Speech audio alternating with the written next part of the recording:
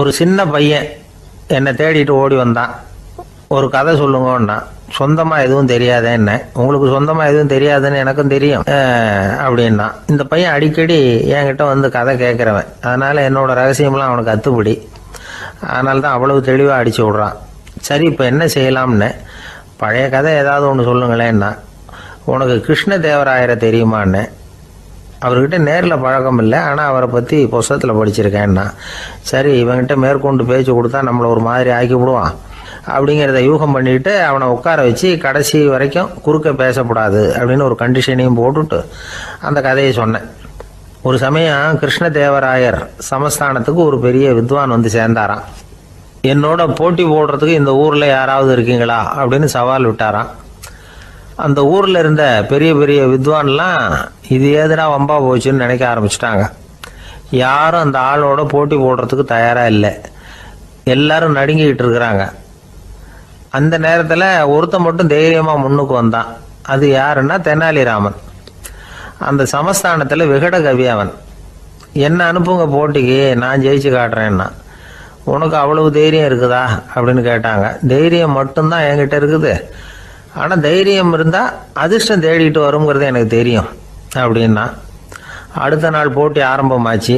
அந்த பெரிய வித்வான் வந்து நின்னார். தெனாலிராமன் எதிரில் வந்து நின்னான். அந்த வித்வான் ஒரு விரலை காட்டினார். தெனாலிராமன் பதிலுக்கு 2 விரலை காட்டினான். வித்வான் 3 விரலை காட்டினார். இவன் உடனே 4 விரலை காட்டினான். உடனே 5 விரலை காட்டினார் அவர்.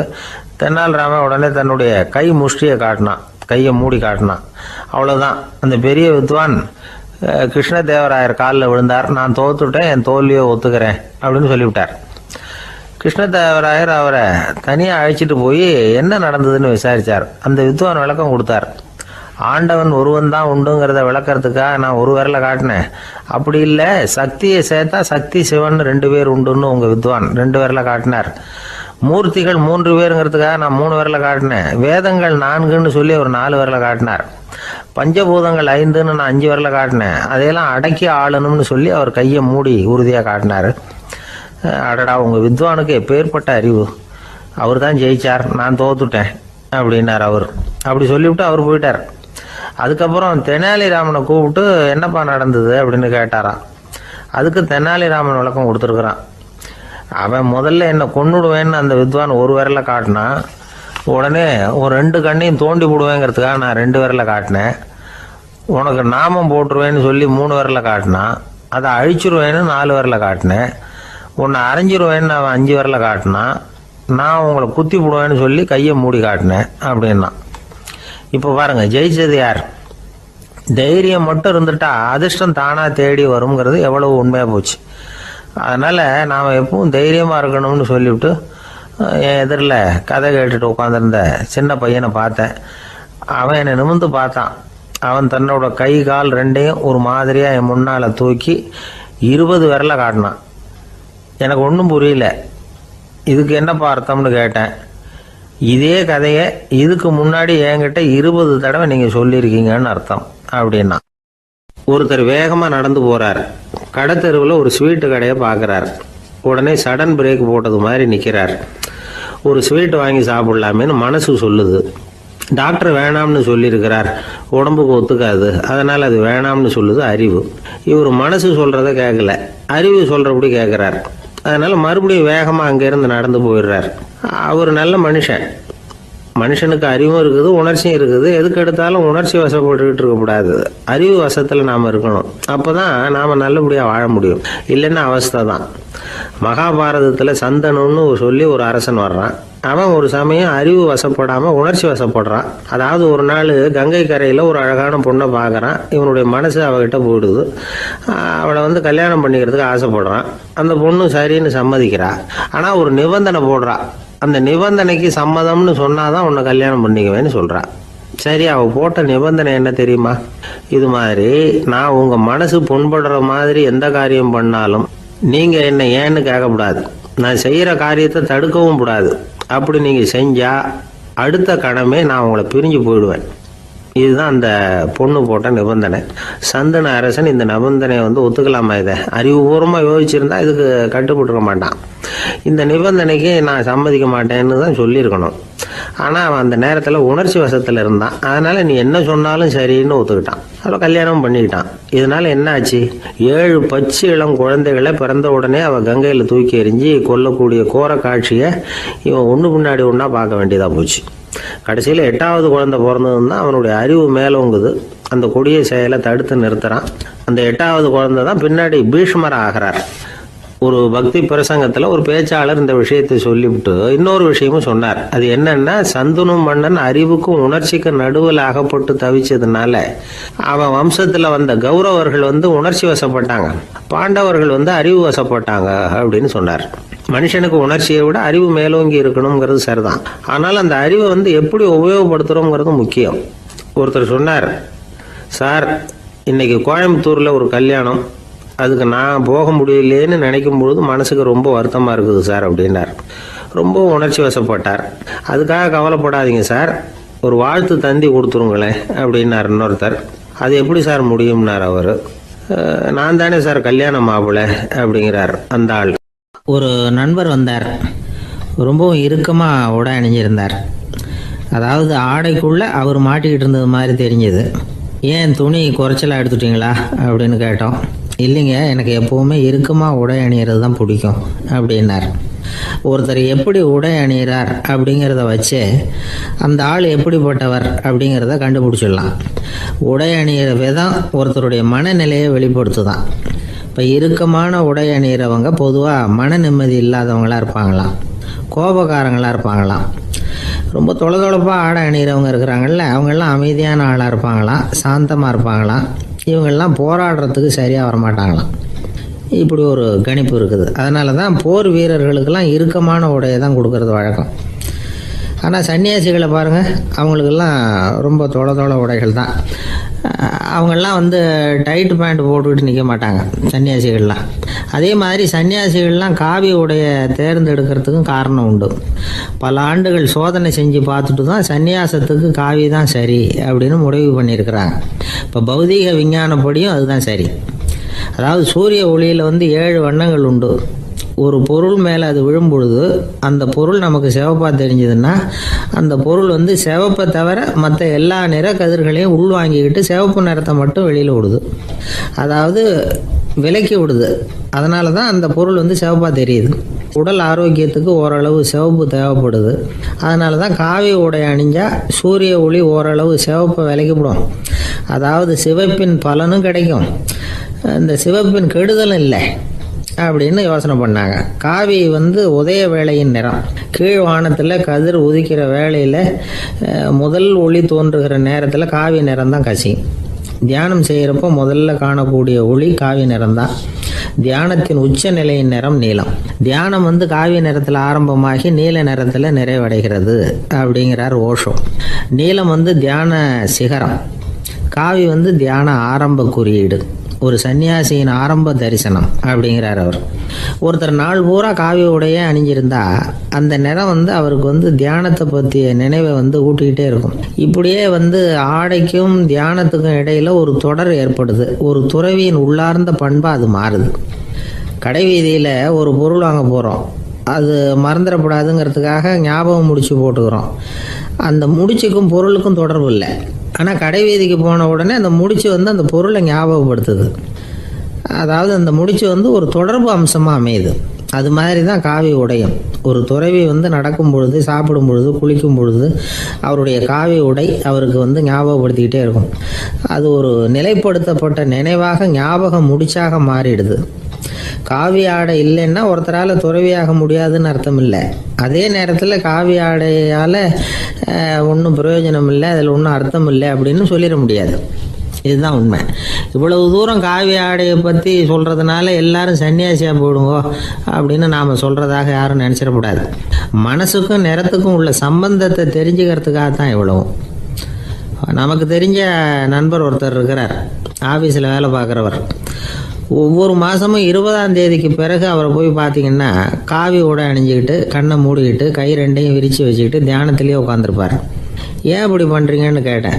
அதாவது 20ஆம் தேதிக்கு பிறகு என் கையில் ஒரு பைசா கூட கிடையாது, ஒரு சன்னியாசி லெவலில் இருக்கிறேன், என்கிட்ட எதுவும் செலவுக்கு கேட்காத அப்படின்னு என் மனைவிக்கு நான் சூக்காக உணர்த்துறதுக்காக அப்படி உட்காந்துருப்பேன் அப்படின்னு விளக்கம் கொடுக்குறார் அவர்.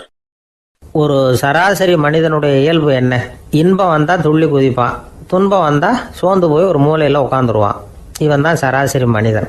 ஆனால் ஒருத்தன் இன்பம் வந்தால் அதுக்காக மகிழ்ச்சி அடையிறதில்ல, துன்பம் வந்தால் அதுக்காக சோர்ந்து போகிறதில்ல அப்படின்னு வச்சுக்கோங்க. அப்படி இருந்தால் அவன் சாதாரண ஆள் கிடையாது. ஒரு ஊரில் ஒரு ஞானி இருந்தார். அவரை தேடிட்டு ஒரு பெரியவர் வந்தார். ஐயா, ஞானத்தில் சிறந்த ஞானம் எது அப்படின்னு கேட்டாராம். இதுக்கு அந்த ஞானி என்ன பதில் சொன்னார் தெரியுமா? இன்பத்தினால மகிழ்ச்சி அடையாமலும் துன்பத்தினால சோர்வு அடையாமலும் இருக்கிறது தான் அந்த ஞானம், பெரிய ஞானம் அப்படின்னாராம். சரி சுவாமி, அப்படிப்பட்ட ஞானம் உங்களுக்கு எப்படி வந்ததுன்னு கேட்டிருக்காரு இவர். அதை நான் ஒரு கழுதைகிட்ட இருந்து கற்றுக்கிட்டேன் அப்படின்னாராம் அவர். இவருக்கு ஒன்றும் புரியல, ஒரு மாதிரியாக முழிச்சிருக்கிறார். இதை அவர் புரிஞ்சுக்கிட்டார். நீங்கள் நாளைக்கு காலையில் நம்முடைய ஆசிரமத்துக்கு வாங்க, புரிய வைக்கிறேன்னாராம். சரின்னு அவர் போயிட்டார். மறுநாள் காலையில் ஆசிரமத்துக்கு வந்து சேர்ந்தார். ஞானி அவரை கூப்பிட்டு உட்கார வச்சார். வாங்க, வந்து இப்படி உட்காருங்க, கொஞ்சம் நேரத்தில் இந்த வழியாக ஒரு கழுதை போகும், அதை கவனித்து பாருங்கன்னாராம். இவருக்கு இன்னமும் ஒன்றும் புரியாமல் போச்சு, ஒரே குழப்பம். இருந்தாலும் அந்த ஞானி சொன்னது மாதிரியே உட்காந்துருக்கிறார். கொஞ்சம் நேரத்தில் அந்த வழியாக ஒரு கழுதை போச்சு. அது முதுக நிறைய அழுக்கு மூட்டைகள், அதை சுமந்துக்கிட்டு போகுது. ஒரு சலவை தொழிலாளி அதை ஓட்டிகிட்டு போகிறார். கொஞ்சம் தூரத்தில் ஒரு ஆறு இருக்குது, அங்கே போய் துணியெல்லாம் சுத்தப்படுத்திக்கிட்டு சாயந்தரமாக திரும்பி இந்த வழியாகவே வருவாங்க. ஞானி சொன்னது மாதிரியே இந்த பெரியவர் அழுக்கு மூட்டையை சுமந்துக்கிட்டு போகிற அந்த கழுதையை கவனித்தார். கழுதை போயிட்டுது. அதுக்கப்புறம் ஞானியை திரும்பி பார்த்தார். இப்போ அந்த ஞானி சொன்னார், சாயந்தரம் வரைக்கும் நீங்கள் இங்கேயே இருக்கணும்னார். அதே மாதிரி இவர் இருந்தார். சாயந்தரமாக அந்த ஞானி சொன்னார், ஐயா, இப்போ கொஞ்ச நேரத்தில் அந்த கழுதை இந்த வழியாக திரும்பி வரும், அதையும் கவனித்து பாருங்கன்னார். இவரும் கவனித்து பார்க்குறார். கழுதை வந்தது. அது முதுகில் சலவை செய்யப்பட்ட துணி மூட்டை, அது பாட்டுக்கு சுமந்துக்கிட்டு போய்கிட்டு இருக்குது. பெரியவருக்கு ஒன்றும் புரியல, பொறுமை இழந்துட்டார். சரி சுவாமி, இந்த கழுதைக்கும் உங்கள் ஞானத்துக்கும் என்ன சம்பந்தம் அப்படின்னார். இப்போ அந்த ஞானி விளக்கினார். ஐயா, இந்த கழுதை இதே மாதிரி தினமும் காலையில் அழுக்கு மூட்டைகளை சுமந்துக்கிட்டு ஆற்றுக்கு போகுது, மாலையில் வெண்மையான சுத்தமான துணிகளை சுமந்துக்கிட்டு திரும்பி ஊருக்கு போகுது. காலையில் இது போகும்பொழுது முதுகில் அழுக்கு மூட்டைகளை சுமந்துக்கிட்டு போகிறோமேங்கிற வருத்தமும் அதுக்கு கிடையாது. சாயந்தரம் திரும்பி வரும்பொழுது சுத்தமான துணிகளை சுமந்துக்கிட்டு வர்றோமேங்கிற மகிழ்ச்சியும் அதுக்கு இல்லை. இதை பார்த்து தான் நானும் அது மாதிரி ஞானத்தை கற்றுக்கிட்டேன் அப்படின்னாராம். அதனால் யார் கற்றுக் கொடுக்குறாங்க அப்படிங்கிறத விட எதை கற்றுக்கிறோம் அப்படிங்கிறது தான் முக்கியம். ஒரு சினிமா பார்க்குறோம், ஒரு அருவி கொட்டுறது மாதிரி காட்சி வருது, தண்ணீர் வழியுது. படம் முடிஞ்சதும் பார்த்தீங்கன்னா அந்த திரை என்ன நனைஞ்சு போயா இருக்கும். ஒரு தீப்பிடிச்சு எரியிற காட்சியே சினிமாவில் பார்க்குறீங்க, காட்சி முடிஞ்சதும் அந்த வெண் திரையே கருகி போயா இருக்கும். படத்தில் வர்ற தண்ணீரும் நெருப்பும் அந்த திரையை பாதிக்கிறது இல்லை. நாம் அந்த திரை மாதிரி இருக்கிறதுக்கு கற்றுக்கணுமா. அந்த பக்குவம் வந்துவிட்டதுன்னா இன்பமும் துன்பமும் நம்ம எதுவும் செய்யாது. ஒரு சினிமாவை பார்க்குற வரைக்கும் சிரிக்கலாம், அழலாம், பார்த்துட்டு வெளியில் வரும்பொழுது அழுதுகிட்டே வரக்கூடாது. ஒருத்தர் வந்தார், அப்படி படம் முடிஞ்சு வெளியில் வரும்பொழுது அருவி மாதிரி கண்ணீர் சிந்திக்கிட்டே வரார். ஏன் சார் படம் அவ்வளவு சோகமா அப்படின்னு கேட்டார். இன்னொருத்தர், இல்லை சார், கூட்டம் ரொம்ப குறைச்சல் சார், மொத்தம் படம் பார்க்க வந்தவங்களே 15 பேர் தான் சார் அப்படின்னார் கண்ணீரை தொடச்சிக்கிட்டே. அதுக்கு நீங்கள் ஏன் சார் அழறீங்கன்னு கேட்டார் அவர். இந்த படத்தோட தயாரிப்பாளரே நான் தான் சார் அப்படின்னாராம் இவர். ஒரு நீதிமன்றம், அங்கே ஒரு கொலை வழக்கு சம்பந்தமாக விசாரணை நடந்துக்கிட்டு இருக்குது. அந்த வழக்கறிஞர் ரொம்ப தீவிரமாக வாதாடிக்கிட்டு இருக்கிறார். தன்னுடைய கட்சிக்காரர் நிரபராதிங்கிறது அவருக்கு நல்லா தெரியும். அதனால தான் அவர் சார்பாக வாதாடுறதுக்கே ஒத்துக்கிட்டார். அப்படி அவர் மும்முரமாக வாதாடிக்கிட்டு இருக்கிற சமயத்தில் அவசரமாக தந்தி ஒன்று வந்து சேர்ந்தது. அதை வாங்கி படித்து பார்த்தார். அதுக்கப்புறம் அதை மடித்து தன்னுடைய கோட்டு பையில் வச்சுக்கிட்டு தொடர்ந்து வாதாட ஆரம்பிச்சிட்டார். பேசி முடித்தார். அதுக்கப்புறம் அங்கே கோர்ட்டில் இருந்த சக வக்கீல்கள் அவர்கிட்ட வந்தாங்க. தந்தி ஒன்று வந்ததே, என்ன விஷயம் அப்படின்னு விசாரித்தாங்களாம். அப்போ அவர் சொல்லியிருக்கிறார், ஊரில் சிகிச்சைக்காக போயிருந்த என்னுடைய மனைவி இறந்து போனதாக தந்தி வந்திருக்குது அப்படின்னாராம். மற்ற வக்கீல்களுக்கு அதிர்ச்சி. என்னங்க இது, மனைவி இறந்ததை விட கேஸு முக்கியமாக உங்களுக்கு அப்படின்னு கேட்டிருக்கிறாங்க. இறந்து போன என் மனைவி மறுபடியும் திரும்பி வர போகிறதில்ல, ஆனால் என்னுடைய கட்சிக்காரர் ஒரு கொலை வழக்கில் மாட்டிக்கிட்டார், அவரும் நிரபராதி, அவர் உசுரை நான் காப்பாற்ற வேணாமா, இதுதான் என்னுடைய கடமை அப்படின்னாராம். இப்படி இவர் சொன்னதும் எல்லாரும் அப்படியே திகைச்சு போய் நின்றுட்டாங்களாம். சரி, கடமைக்கு முக்கியத்துவம் கொடுத்த அந்த வழக்கறிஞர் யார் தெரியுமா? அவர் தான் இரும்பு மனிதர் சர்தார் வல்லபாய் பட்டேல். குஜராத் மாநிலத்தில் 1875 அக்டோபர் 31 அன்றைக்கு ஜாவேரி பாய் அப்படிங்கிறவருக்கு 4வது பிள்ளையா அவர் பிறந்தாராம். இந்த ஜாவேரி பாய் யார் தெரியுமா? ஜான்சி ராணி லட்சுமி பாய் போர் படையில் ஒரு வீரராக பணிபுரிஞ்சவர். இளம் வயசில் வல்லபாய் பட்டேல் ரொம்ப சிரமப்பட்டு படிச்சிருக்கார். விடாமுயற்சி வெற்றியை கொடுத்தது. கல்லூரியிலையும் காலடி வச்சார். அதுக்கப்புறம் வக்கீல் பட்டத்தையும் வாங்கினார். பிரிட்டிஷ் ஆட்சி நடந்துக்கிட்டு இருந்த சமயம் குஜராத்தை சேர்ந்த பர்டோலி தாலுக்காவில் விவசாயிகள் மேலே அரசாங்கம் திடீர்னு நில வரியை வசதி விட்டு தான். ஏழை விவசாயிகள் ரொம்ப கஷ்டப்பட்டுருக்காங்க. அரசாங்கம் வரி செலுத்தாத விவசாயிகளின் நிலங்களையெல்லாம் ஜப்தி செஞ்சுதான். அரசாங்கத்தை எதிர்க்கிறவங்களையெல்லாம் கைது பண்ணி சிறையில் அடைச்சிட்டாங்களாம். சில பேர் வீடு வாசல் ஆடு மாட்டையெல்லாம் விற்று கூட வரி கட்ட வேண்டிய நிலைமைக்கு ஆளாயிட்டாங்க. வழக்கறிஞர் வல்லபாய் பட்டேல் நில வரியை உடனே ரத்து பண்ணணும் அப்படின்னு பம்பாய் கவர்னருக்கு ஒரு கடிதம் எழுதினார். எந்த பலனும் இல்லை. உடனே எல்லா விவசாயிகளையும் அணி திரட்டினார். அதுக்கு தானே தலைமை தாங்கினார். சத்தியாகிரகம் நடத்தினார். அந்த பகுதியில் எந்த வேலையும் நடக்கலை. வேறு வழி இல்லை. ஆட்சியாளர்கள் உடனே வரியை ரத்து பண்ணாங்க. சிறையில் இருந்தவங்களெல்லாம் வெளில விட்டாங்க. 1928 ஆகஸ்ட் 6 சர்க்காருக்கும் விவசாயிகளுக்கும் இடையில் ஒரு உடன்பாடு ஏற்பட்டது. அதுக்கப்புறம் தான் நிலைமை சரியாக போச்சான். வல்லபாய் பட்டேலின் பொது சேவையை பாராட்டின பொதுமக்கள் அவருக்கு சர்தார் அப்படிங்கிற பட்டத்தை கொடுத்தாங்களாம். சர்தார்னா தலைவர் அல்லது தளபதின்னு அர்த்தம். இரும்பு மனிதர்னு இவருக்கு பேர். இருந்தாலும் நகைச்சுவை உணர்வும் இவருக்கு நிறைய உண்டு. ஒரு தடவை ஒரு பத்திரிகை நிருபர் வந்திருக்கார். சர்தார் பட்டேல்கிட்ட அவருக்கு பிடிச்ச பண்பாடு கலாச்சாரம் எது அப்படின்னு கேட்கணும்னு ஆசை. அதனால் அவரை பார்த்து கேட்டாராம், ஏங்க உங்களுக்கு பிடிச்ச கல்ச்சர் எது அப்படின்னு கேட்டிருக்கார். இதுக்கு சர்தார் பட்டேல் சொன்ன பதில் என்ன தெரியுமா? எனக்கு பிடிச்ச கல்ச்சர் அக்ரிகல்ச்சர் அப்படின்னாராம். ஒரு நண்பர் சினிமா படம் தயாரிக்கிறவர், அவர்கிட்ட ஒரு நாள் பேசிக்கிட்டு இருந்தேன். அது எப்படி சார், நீங்கள் எடுக்கிற எந்த படமும் கையை கடிக்காத அளவுக்கு எடுத்துடுறீங்களே, அது எப்படின்னு கேட்டேன். அது ஒன்றும் பெரிய விஷயம் இல்லை சார்.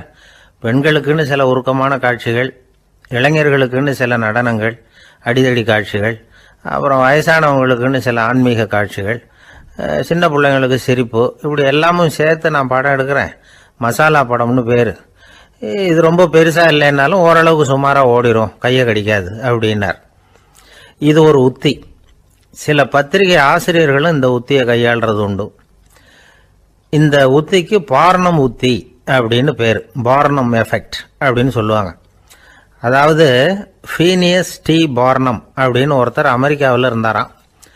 அதாவது 19ஆம் நூற்றாண்டில் அமெரிக்காவில் கொடிகட்டி பறந்த ஒரு சர்க்கஸ் நிறுவனத்தின் அதிபர் அவர். இந்த உலகத்தில் ஒவ்வொரு நிமிஷமும் ஒரு ஏமாளி பறந்துக்கிட்டே இருக்கிறான் அப்படிங்கிறது அவருடைய சித்தாந்தம். ஒவ்வொருத்தரையும் திருப்திப்படுத்துகிற அளவுக்கு அம்சங்களை கொஞ்சம் கொஞ்சமாக கலந்து கேளிக்கை நிகழ்ச்சிகளை நடத்தினது தான் அவருடைய மகத்தான வெற்றிக்கு காரணம்.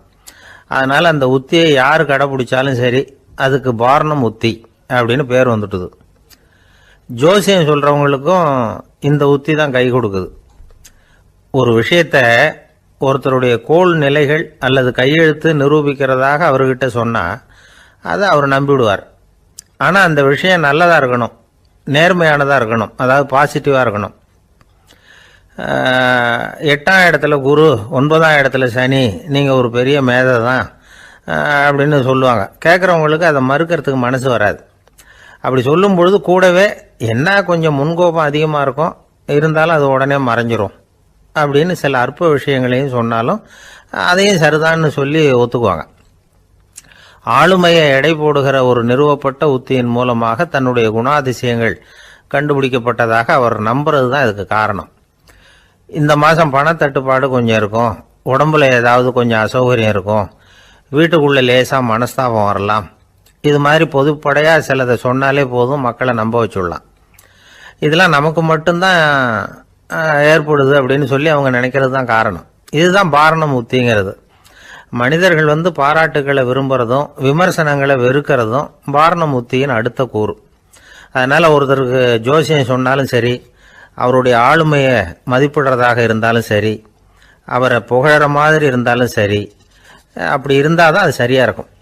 சாதகமான விஷயங்களை அதிகமாகவும் பாதகமான விஷயங்களை நாசூக்காகவும் சொன்னால் மக்கள் அதை நம்பிடுவாங்க.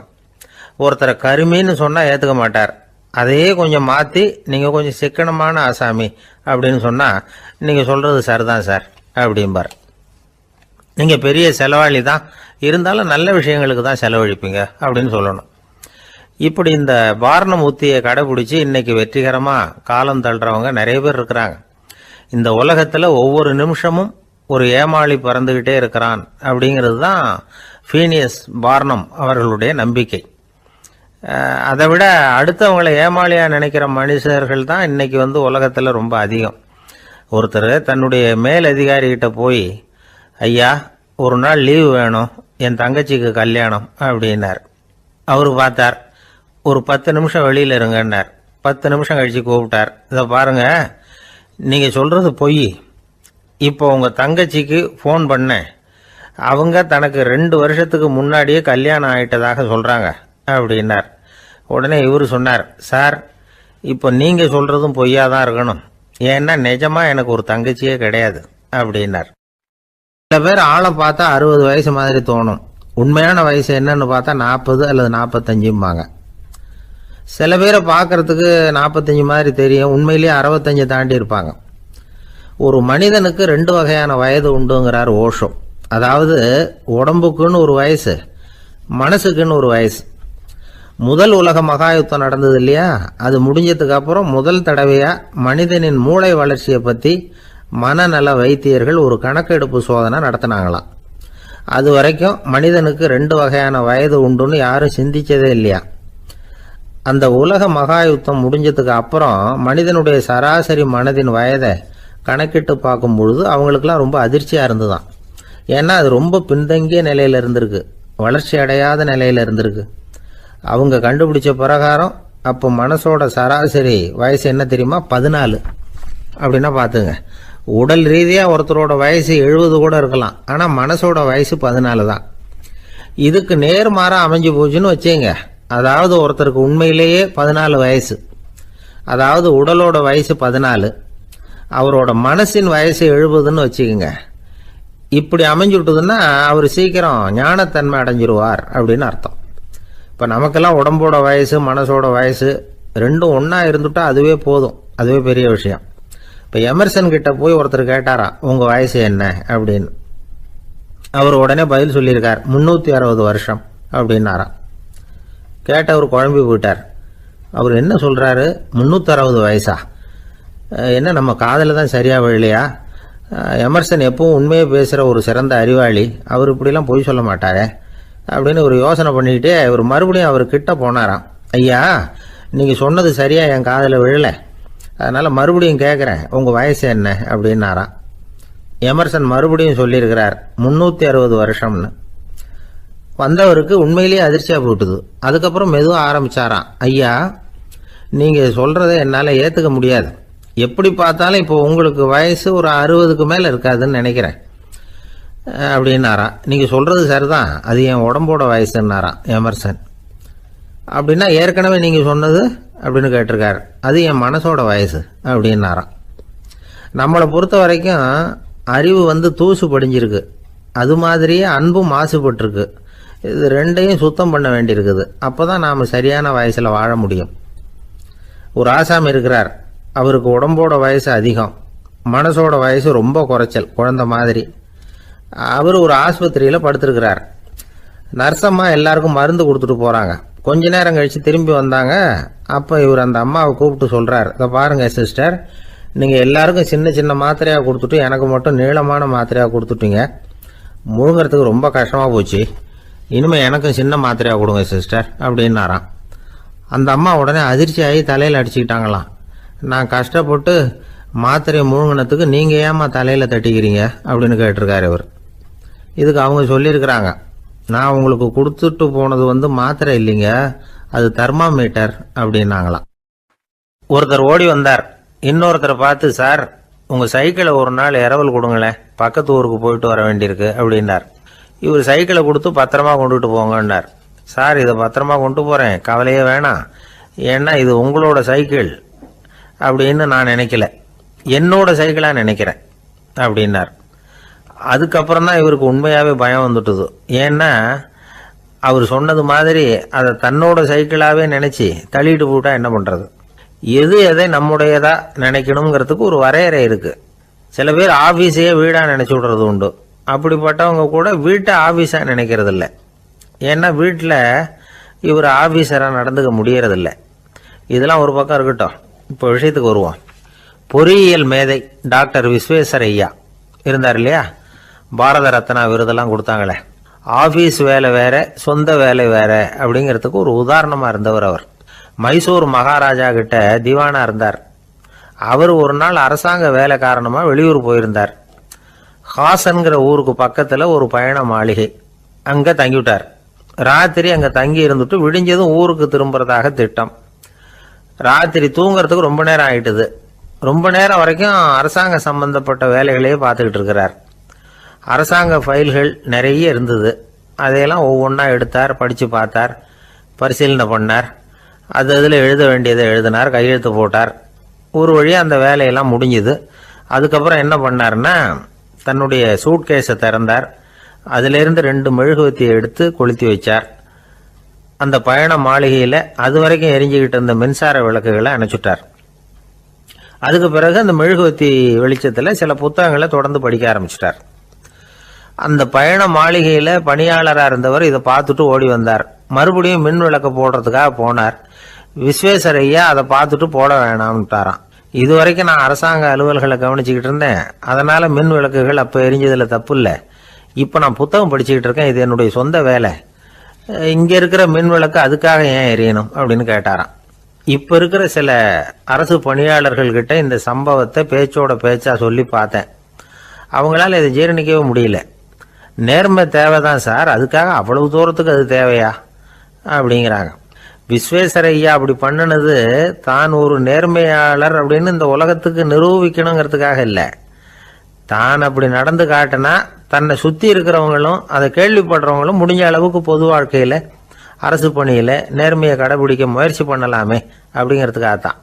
இப்போவும் சில பேர் இருக்கிறாங்க, இவங்க ஆஃபீஸ் வேற வீடு வேறன்னு நினைக்கிறது இல்லை, அவ்வளோ உரிமை. ஒருத்தர் அப்படிதான், அவருக்கு அவசரமாக 5000 ரூபா தேவைப்பட்டது. ஆஃபீஸு பணத்தை எடுத்துக்கிட்டார். அந்த நேரம் பார்த்து ஆடிட் வந்துட்டுது. ஆப்பிட்டுக்கிட்டார். விசாரணை நடக்குது. அவர் சொல்கிறார், சார் நான் நேரம் காலம் பார்க்காம ஆஃபீஸில் வேலை செய்வேன். ஏன்னா அதை என்னோட ஆஃபீஸாக நினைக்கிறேன். அவசரத்துக்கு அந்த பணத்தை எடுத்தேன், மறுபடியும் வச்சுடலாம்னு தான் இருந்தேன். அதுக்குள்ளே இப்படி ஆயிட்டுது. நீங்கள் என்ன நினச்சாலும் சரி, நான் ஆஃபீஸ் வேற வீடு வேற அப்படின்னு நினைக்கிறது இல்லை, அது என்னோட சுபாவம் அப்படின்னார். விசாரணை பண்ணவர் தீர்ப்பு வழங்கினார். உங்கள் சுபாவத்துக்கு மதிப்பு கொடுத்து நானும் தீர்ப்பு வழங்குறேன். நீங்கள் கொஞ்ச நாள் ஜெயிலில் இருந்துட்டு வாங்க, அது உங்களுக்கு கஷ்டமாக இருக்காதுன்னு நினைக்கிறேன். ஏன்னா அங்கே போனாலும் நீங்கள் உங்கள் சுபாவப்படி வீடு வேற ஜெயில் வேறன்னு நினைக்க மாட்டீங்க அப்படின்னாராம். ஒரு நண்பர் யாருக்கோ ஃபோன் பண்ணிட்டு இருந்தார். அவர் பேசி முடித்ததும் நான் அவரை பார்த்து, இப்போ ஃபோன் பண்ணீங்களே அந்த ஃபோன் நம்பர் என்ன அப்படின்னு கேட்டேன். அவர் தலையை சொரிஞ்சுக்கிட்டார், ஞாபகம் வரலன்னார். சரி சார் அதை விடுங்க, உங்கள் மனைவி பேர் என்ன அப்படின்னு கேட்டேன். மாலதின்னார். என்ன சார் இது வேடிக்கை, கொஞ்ச நேரத்துக்கு முன்னாடி பேசின ஃபோன் நம்பர் மறந்து போச்சு. எப்போவோ கல்யாணம் பண்ணிக்கிட்ட மனைவி பேர் மறக்கலை, அதை கரெக்டாக சொல்லிவிட்டீங்களே அப்படின்னு கேட்டேன். அவர் என்ன ஒரு மாதிரியாக பார்த்தார். அவர் அப்படி என்னை பார்த்ததில் ஒன்றும் தப்பு இல்லை, ஏன்னா நாம் எல்லாருமே அப்படித்தானே. ஒரு குறிப்பிட்ட காரியத்துக்காக தொலைபேசியில் ஒருத்தட்ட பேசுகிறோம், அதுக்கப்புறம் அந்த எண் நமக்கு அனாவசியம், அதனால் மறந்துடுறோம். இதுக்கு பேர் தான் தற்காலிக ஞாபகம். ஆனால் மனைவி பேரை மறந்துட முடியுமா? முடியாது. அது அவசியமான ஒன்று. அடிக்கடி அந்த பேரை உபயோகப்படுத்துகிறோம், அதனாலேயும் அது முக்கியங்கிறதுனாலேயும் அதை மறக்கிறது இல்லை. இதுக்கு பேர் நிரந்தர ஞாபகம். சரி, இந்த தற்காலிக ஞாபகம் நிரந்தர ஞாபகம் இது 2 ஞாபக அளவுகளையும் கட்டுப்படுத்துறது எது அப்படின்னா மூளைக்குள்ள நடக்கிற மின்சார நடவடிக்கைகள் தான். தற்காலிக ஞாபகம் ஒரு மின்னல் மாதிரி தோன்றி மறையுது. நிரந்தர ஞாபகம் ஒரு படிவம் போல மூளையில படிஞ்சுடுது. ஒரு சம்பவத்தின் பல பிரதிகள் மூளையில பல்வேறு பகுதிகளிலேயும் படியறதுனால ஒன்று மறைஞ்சாலும் மறந்தாலும் இன்னொன்று மறையறதில்லை. இப்படிப்பட்ட நிலைமையில தான் இந்த தொண்டையில இருக்கு வாயில் வரமாட்டேங்குது சார் அப்படிமா. ஒருத்தருக்கு எந்த துறையில ஆர்வமும் ஈடுபாடும் அதிகமோ அது சம்பந்தமான ஞாபக சக்தி அதிகமா இருக்கும். தொழிலை விரும்புகிற ஒரு டெலிபோன் ஆபரேட்டருக்கு எண்கள்லாம் நல்ல ஞாபகம் இருக்கும். அது மாதிரி கவிஞர்களுக்கு வார்த்தைகள் நல்ல ஞாபகத்தில் இருக்கும். இது ஒரு பக்கம் இருந்தாலும் ஒரு மூளை எண்களை விட எழுத்துக்களை விட படங்களை ரொம்ப சுலபமா ஞாபகத்தில் வச்சுக்குது. புரிஞ்சுக்கிற தன்மை, அனுபவம், புத்தி கூர்மை இது கூடி குறையிறத பொறுத்து ஞாபக சக்தியும் ஏறும் இறங்கும். இப்போ உதாரணத்துக்கு ஒரு பையனுக்கு படித்தது எதுவும் ஞாபகத்தில் இல்லைன்னா அவன் அதை சரியாக புரிஞ்சுக்கலன்னு அர்த்தம். இந்த மறதிங்கிறது எந்த சமயத்தில் ஒரு பிரச்சனை ஆகுது தெரியுமா? உங்களுக்கு வேண்டியப்பட்ட ஒருத்தரை ஞாயிற்றுக்கிழமை சாயந்தரம் சரியாக 5 மணிக்கு கடற்கரைக்கு வர சொல்லிவிட்டு அந்த நேரத்தை மறந்துட்டா அது பரவாயில்ல, வர சொன்னதையே மறந்துட்டாதான் நிலைமை மோசம்னு அர்த்தம். இப்படி இருந்தால் இது சிகிச்சை எடுத்துக்க வேண்டிய நிலைமைங்கிறத புரிஞ்சுக்கணும். ஆமாம், இதுக்கும் மருந்து இருக்கு. ஆனால் மூளை குறிப்பிட்ட அளவுக்கும் கீழே இயங்குறப்போவோ இன்னொன்று சொல்லுவாங்க, இந்த நியூரோ டிரான்ஸ்மிட்டர் அப்படின்னு சொல்லுவாங்க. அப்படிங்கிற மூளை ரசாயனம் ரொம்பவும் குறைஞ்சி போகிறப்போ மட்டும்தான் உபயோகப்படும். டாக்டர் என்ன சொல்கிறாங்க தெரியுமா?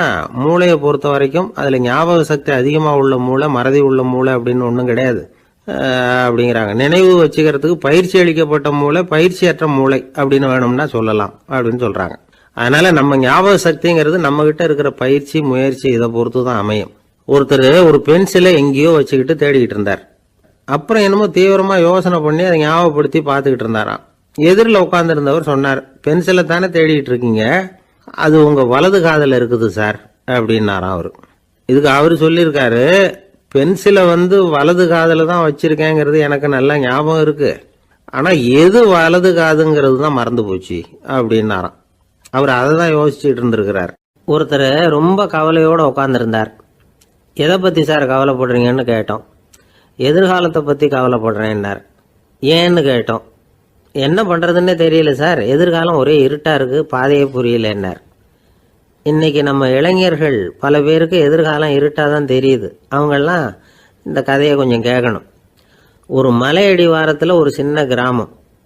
அந்த மலை ரொம்ப உயரமானது, அடர்த்தியா செடி கொடிகள் மரங்கள் அதில் மண்டி கிடக்குது. பகல் வேளையில் இருட்டாக தான் இருக்கும், அவ்வளோ அடர்த்தி. அந்த மலை உச்சியில் ஒரு கோவில். நாள் ராத்திரியே புறப்பட்டாதான் காலையில் அந்த கோயிலுக்கு போய் சேர முடியும். கிராமத்து இளைஞன் ஒருத்தன் அந்த மலை உச்சிக்கு போக வேண்டியிருந்தது. கையில் ஒரு விளக்கை எடுத்துக்கிட்டு நாள் ராத்திரியே புறப்பட்டான். புறப்பட்டு போனவன் கிராமத்து எல்லையிலேயே நின்றுட்டான். ஏன் தெரியுமா? அவன் கையில் இருந்த விளக்கோட வெளிச்சம் 10 அடி தூரத்துக்கு தான் தெரியுது. அது வரைக்கும் தான் பாதை தெளிவாக இருக்குது. அதுக்கு அப்பால எல்லாம் ஒரே இருட்டாக இருக்குது, பாதை புரியல. இவன் யோசனை பண்ணி பார்த்தான். மனசுக்குள்ள ஒரு சந்தேகம், 10 அடி தூரம் தானே வெளிச்சம் தெரியுது, அப்படின்னா நாம் 10 அடி தூரம் தானே போக முடியும், அதுக்கும் அந்தாண்ட ஒரே இருட்டாக இருக்குது, அதில் எப்படி நாம் நடந்து போகிறது, நாம் ரொம்ப தூரம் நடந்து போய் ஆகணுமே, அப்படிப்பட்ட நினப்பெல்லாம் அவனுக்கு வந்துட்டுது. இதுதான் அவன் மனசில் ஏற்பட்ட தயக்கம். இப்படி யோசிச்சுக்கிட்டே அந்த இளம் ஆசாமி புறப்பட்ட இடத்துலயே நின்றுகிட்டு இருக்கிறான். அந்த சமயத்தில் ஒரு வயசான பெரியவர் அந்த பக்கமாக வந்தார். அவர் கையில் இதை விட சின்னதாக ஒரு விளக்கு வச்சிருந்தார். அது எப்படின்னா அது ஒரு 5 அடி தூரத்துக்கு தான் வெளிச்சம் காட்டுது, அவ்வளவு சின்ன விளக்கு. அவரும் மலை உச்சிக்கு போகிறதுக்காக தான் வந்துகிட்டு இருக்கிறார். அவரை பார்த்து இவன் கேட்டான், என்ன பெரியவரே, இவ்வளவு சின்ன விளக்க வச்சுக்கிட்டு அவ்வளவு தூரத்துக்கு எப்படி மலையேற போறீங்க அப்படின்னு கேட்டான். நீ ஏன் இப்படி தயங்கிட்டே நிற்கிறேன்னு கேட்டார் பெரியவர். என்கிட்ட இருக்கிற விளக்கு 10 அடி தூரத்துக்கு தான் பாதையை காட்டுதுன்னா. இப்போ பெரியவர் சொன்னார், தம்பி, உன் கையில் இருக்கிற விளக்கு கொடுக்குற வெளிச்சத்தை வச்சு நீ முதல்ல 10 அடி தூரம் முன்னாடி போ, 10வது அடியில் போய் நின்றுக்கிட்டு பாரு, மறுபடியும் ஒரு 10 அடி தூரத்துக்கு பாதை தெரியும். இப்படி உன் கையில் இருக்கிற விளக்கு தொடர்ந்து வெளிச்சம் காட்டிக்கிட்டே இருக்கும். நீ முன்னேற முன்னேற அந்த வெளிச்சமும் முன்னேறும். அதனால எத்தனை கிலோமீட்டர் தூரம் வேணும்னாலும் நீ இந்த 10 அடி தூரம் வெளிச்சத்தை வச்சுக்கிட்டே நீ போயிடலாம், புறப்படு அப்படின்னார். இப்போதான் அந்த பெரியவர் சொன்னது இளைஞனுக்கு பளிச்சுன்னு புரிஞ்சுதான். உடனே உற்சாகமாக புறப்பட்டான், உச்சிக்கு போய் சேர்ந்தான். இந்த கதையிலேருந்து நாம் புரிஞ்சுக்க வேண்டியது என்ன தெரியுமா? நீண்ட கால திட்டம் ஒன்று போடும் பொழுது நமக்கு முன்னாடி இருக்கிறத மறந்துட்டு மனசை போட்டு குழப்பிக்க கூடாது. உங்கள் கையில் என்ன இருக்கோ அதுலேயே உங்கள் எதிர்காலம் மறைஞ்சிருக்குது. கண் முன்னாடி தெரியறத வச்சு ஆரம்பிங்க, போக போக வழி தானா புலப்படும் அப்படிங்கிறார் ஒரு பெரியவர். பெரிய பயணங்களையெல்லாம் இப்படி தான் நடத்த வேண்டியிருக்கும். ஒவ்வொரு அடியாக எடுத்து வச்சா ஓடி போய் சேர்ந்து விடலாம். மலைச்சு போய் நின்றுட்டா நின்றுக்கிட்டே இருக்க வேண்டியது தான். நம்ம ஆள்லாம் ரொம்ப மோசமாக இருக்கிறாங்க. ஒருத்தன் அப்படி தான் நீண்ட தூர பிரயாணம் ஒன்று புறப்பட்டான். ரயில் போய்கிட்டே இருந்தது. கொஞ்சம் தூரம் போச்சு, பாதி வழியில் கையில் வச்சுருந்த டிக்கெட்டை காற்றுல விட்டுட்டான். ஐயோ என் டிக்கெட்டு போயிட்டுதே அப்படின்னு கத்த ஆரம்பிச்சுட்டான். பக்கத்தில் இருந்த பெரியவர் அவனை பார்த்து பரிதாபப்பட்டு, கவலைப்படாத தம்பி, போனா போகுது, வேற டிக்கெட் வாங்கிக்கலாம் அப்படின்னு ஆறுதல் சொன்னார். அதுக்கு அவன் சொல்கிறான், சார் நான் அதுக்காக அழலை, அந்த டிக்கெட்டு கிடைச்சா தானே நான் எந்த ஊருக்கு போகணுங்கிறது எனக்கு தெரியும் அப்படிங்கிறான். ஒரு அம்மா, அவங்களுக்கு 35 வயசு இருக்கும். குடும்பத்தில் எந்த கஷ்டமும் இல்லை. இருந்தாலும் காரணம் இல்லாமல் பிள்ளைங்க பேரில் கோவப்படுறது, எரிஞ்சு விடுறது அவங்க வழக்கம். பிள்ளைங்க அழும். உடனே அவங்க மனசும் சங்கடப்படும். இன்னொரு அம்மா, நல்ல வேலையில் இருக்கிறவங்க, வாரத்துக்கு ஒரு தடவையாவது தலைவலி வந்துடும். இவங்களுக்கெல்லாம் உடம்புல எந்த கோளாறும் இல்லை, மனசு மட்டும் சரியாக இருக்காது. தூக்க மாத்திரை கையில் வச்சுருப்பாங்க. 30-35 வயசுடைய பெண்களுக்கு சர்வசாதாரணமாக காணப்படுகிற மனக்கோளாறு இது. இதுக்கு பேர் மனவாட்டம், டிப்ரெஷன், மனமடிவு அப்படின்னு சொல்லலாம். இந்த நோய்க்கு அறிகுறி என்ன தெரியுமா?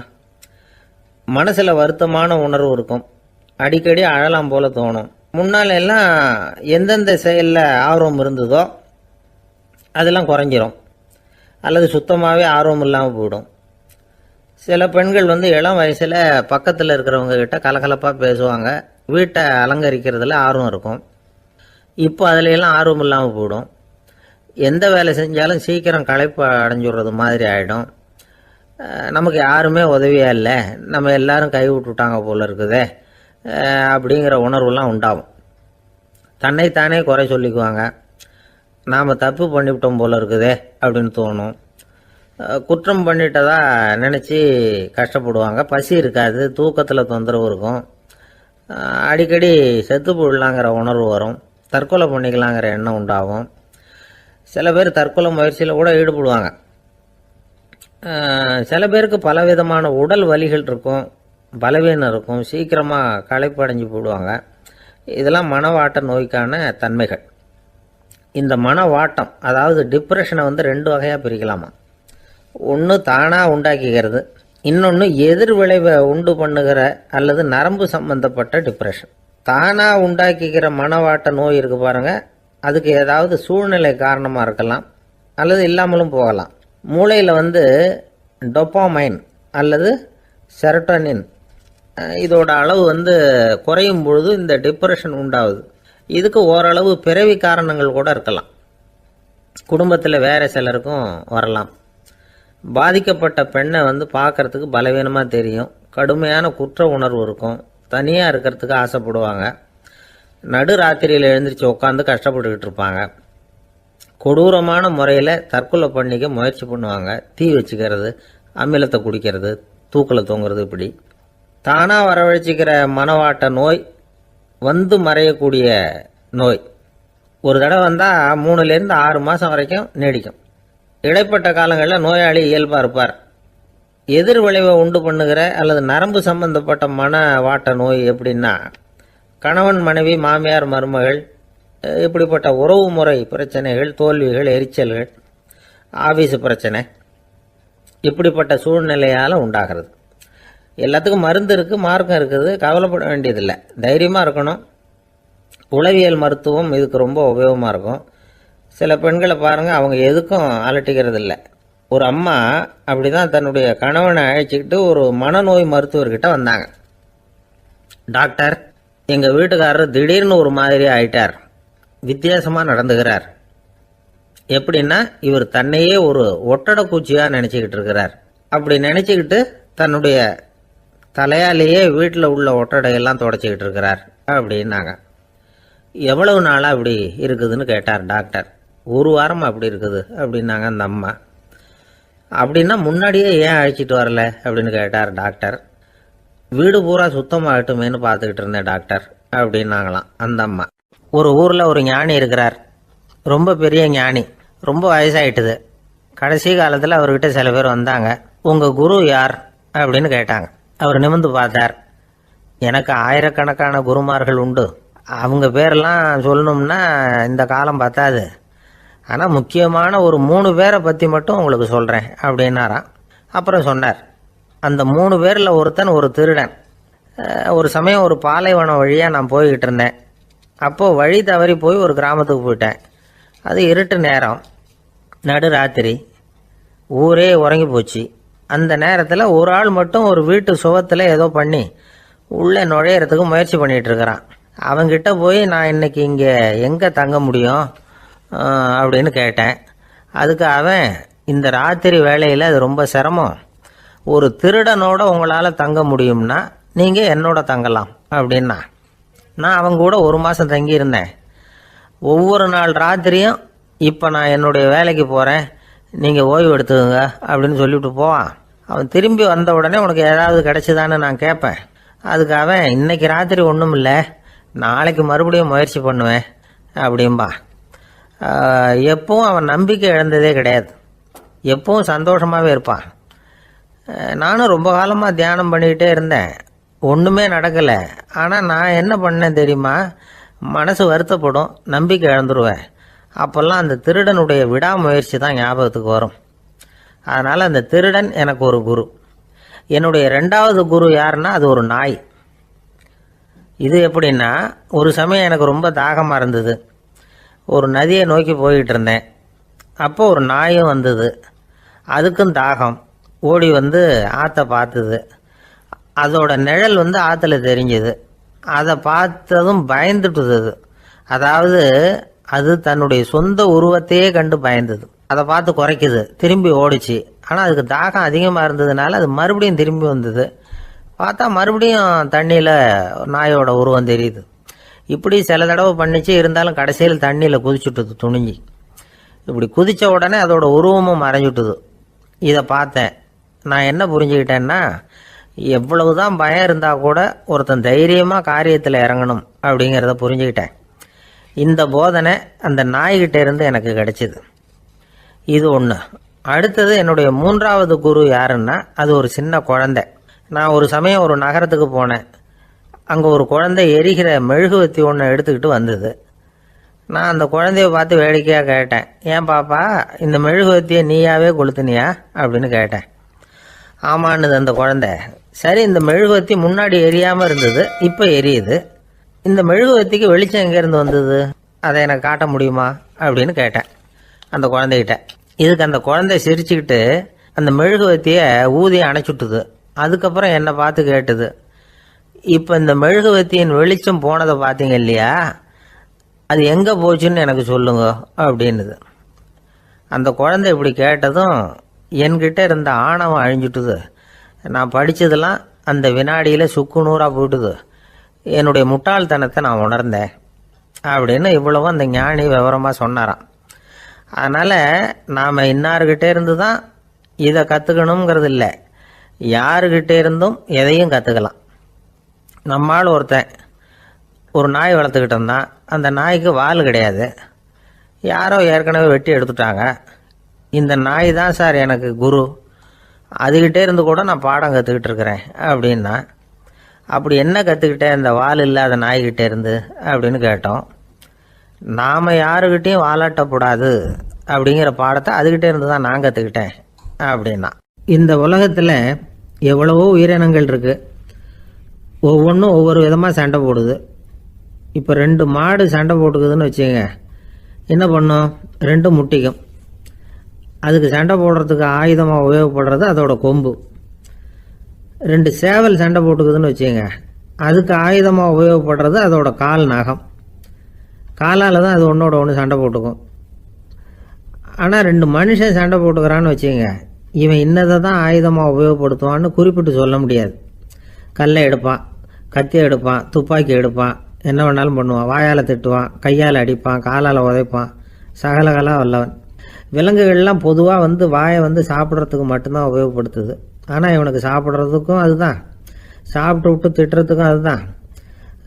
ஆனால் ஒரு விஷயத்தில் மட்டும் கெட்டிக்கிறேன். அதாவது நாம் சண்டை போட்டுக்கிட்டாலும் பரவாயில்லை, கோழிகள் சண்டை போடாமல் இருக்கணும் அப்படின்னு ஆசைப்படுறான். எதுக்காக? கோழிகள் சண்டை போடாமல் இருந்தால் நிறைய முட்டைகள் போடுமா, அதுக்காக தான் இந்த அக்கறை. கோழி பண்ணை வச்சிருக்கிறவங்களுக்கு இது ஒரு பெரிய பிரச்சனை. அதாவது பண்ணையில் இருக்கிற கோழிகளுக்குள்ளே அடிக்கடி சண்டை வந்துடும். அதனால் முட்டை உற்பத்தி குறைஞ்சிரும். சரி, இதுக்கு என்ன பண்ணுறது? பண்ணையில் போய் உட்காந்துக்கிட்டு தினமும் பஞ்சாயத்து பேசிகிட்டு இருக்க முடியுமா?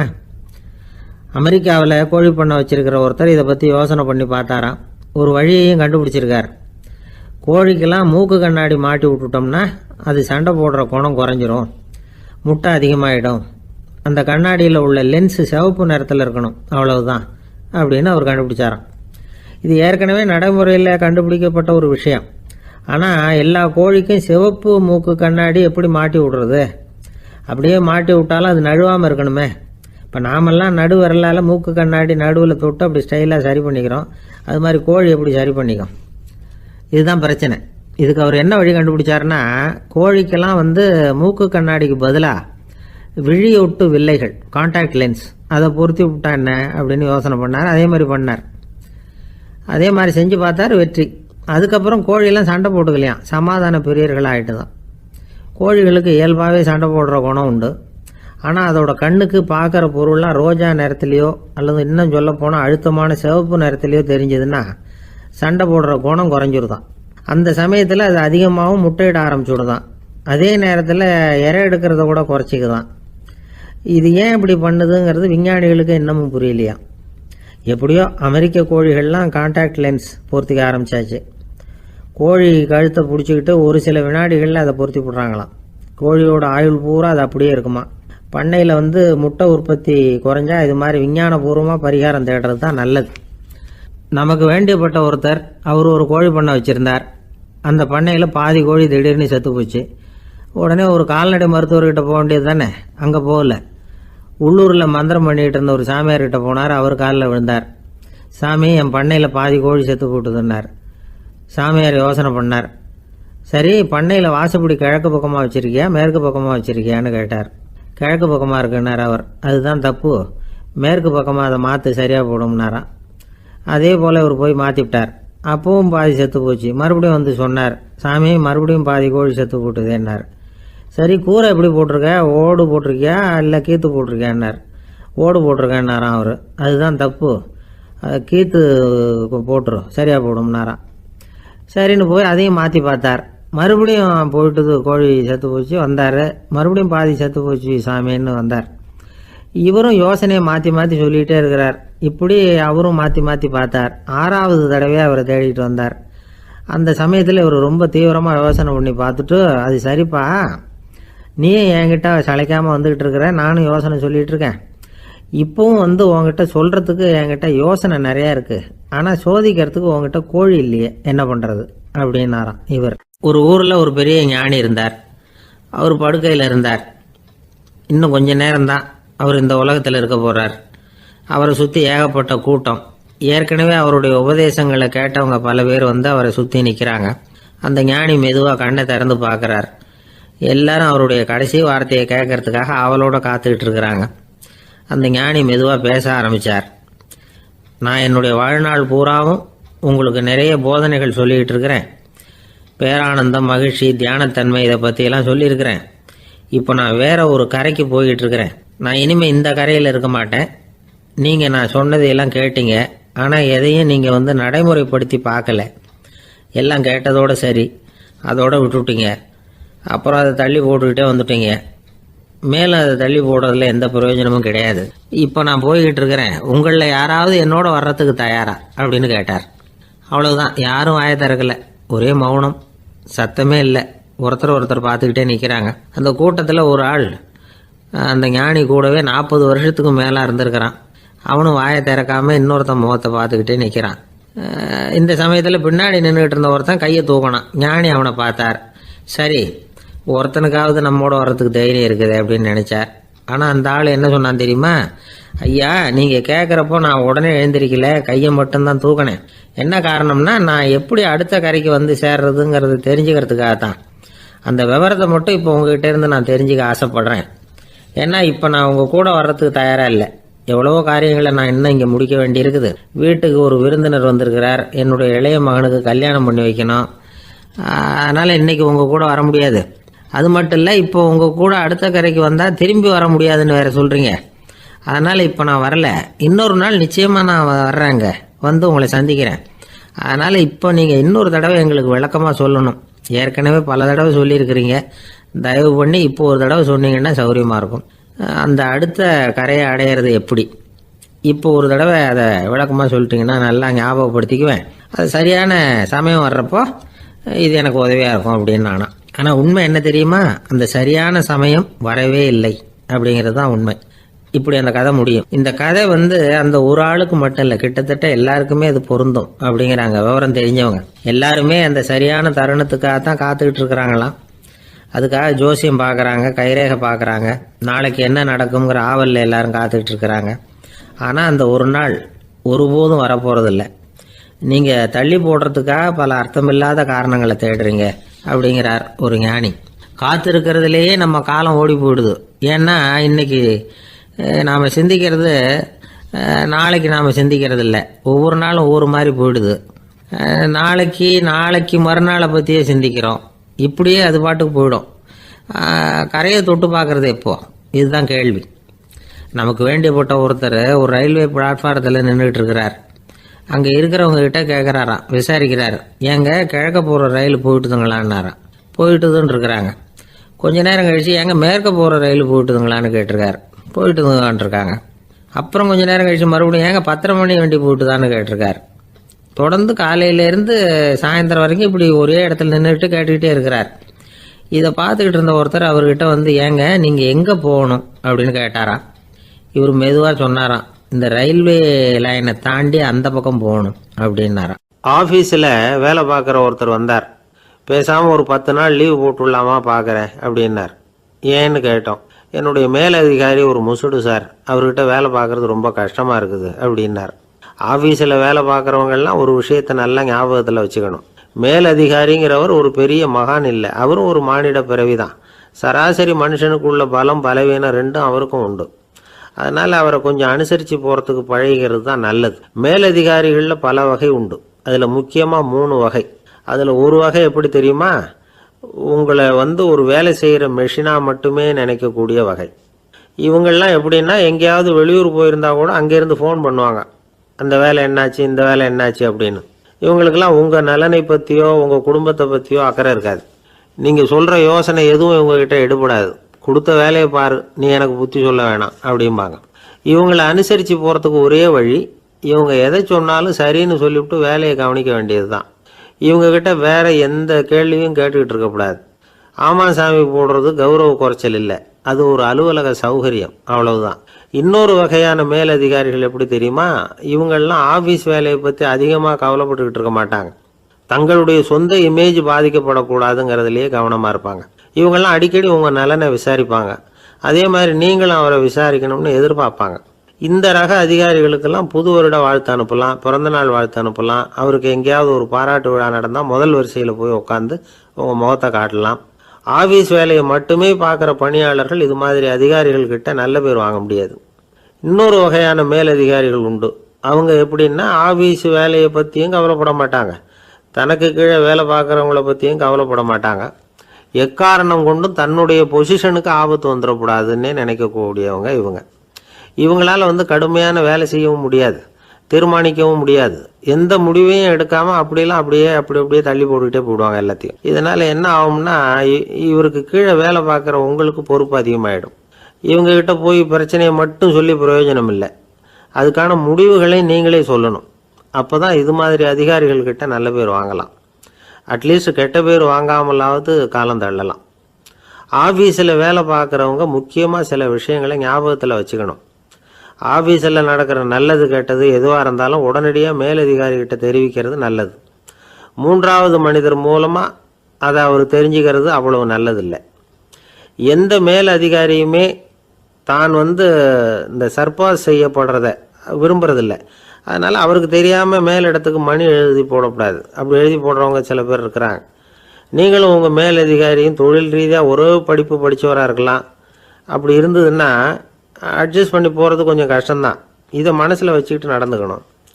உங்களுக்கும் அவருக்கும் அபிப்பிராய பேதமா, அது அவருக்கும் உங்களுக்கும் உள்ள தனிப்பட்ட பிரச்சனை. அதை விளம்பரப்படுத்திக்கிட்டு இருக்கக்கூடாது, அது அவருடைய கோபத்தை கிளறும்.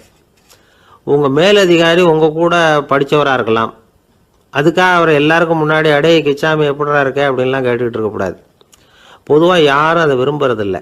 இவ்வளவையும் உங்கள் மனசில் வச்சுக்கிட்டு கொஞ்சம் சாமர்த்தியமாக நடந்துக்கிட்டீங்கன்னா ஆஃபீஸ் உங்களுக்கு அவஸ்தையாக இருக்காது, ஆனந்தமாக இருக்கும். ஒரு மேலதிகாரி தன்கிட்ட வேலை பார்க்குற ஒருத்தரை பற்றி ரொம்ப பெருமையாக சொன்னாராம். எங்கள் ஆஃபீஸில் எவ்வளவோ பேர் வேலை பார்க்குறாங்க, எல்லாரும் தினமும் ஏதாவது பிரச்சனைகளை சொல்லி